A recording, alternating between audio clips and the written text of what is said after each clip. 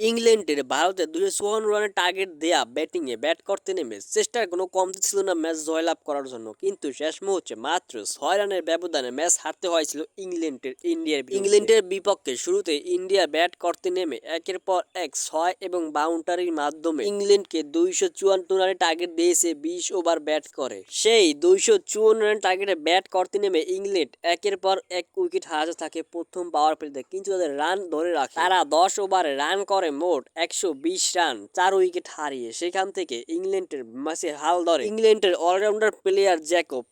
সে ৪৮ বলে ১০০ রানের জড়ো ইনিংস খেলে এবং ম্যাচকে জয়ের দ্বারপ্রান্তে এনে দেয়, যদিও শেষ মুহূর্তে রান আউট হয়ে যায়। তাই ইংল্যান্ড ভারতের বিপক্ষে ম্যাচটি জয় তুলে নিয়েছিল, কিন্তু শেষ মুহূর্তে আর পারল না। লাস্ট ৬ বলে রান প্রয়োজন ছিল ৩০ রান, কিন্তু সেখান থেকে মাত্র ৬ রানের ব্যবধানে ম্যাচ হারতে হয়েছে ইংল্যান্ডকে। তবে Indian player ace bowler Jasprit বুমরাহকে ধন্যবাদ দেওয়াই লাগে। তার কারণেই হয়তোবা একমাত্র ম্যাচ জিতেছে, কারণ সে শেষ ওভারে যেরকম বল করেছে দারুণ। মাত্র ৪ রান দিয়েছে, যেখানে রান প্রয়োজন ছিল প্রত্যেক ওভারে ১৫-২০ করে। এক কথায় বলতে গেলে এখান থেকে ইংল্যান্ড ম্যাচের পিছে পড়িয়ে গিয়েছে, কিন্তু শেষ মুহূর্তে আর জিততে পারল না।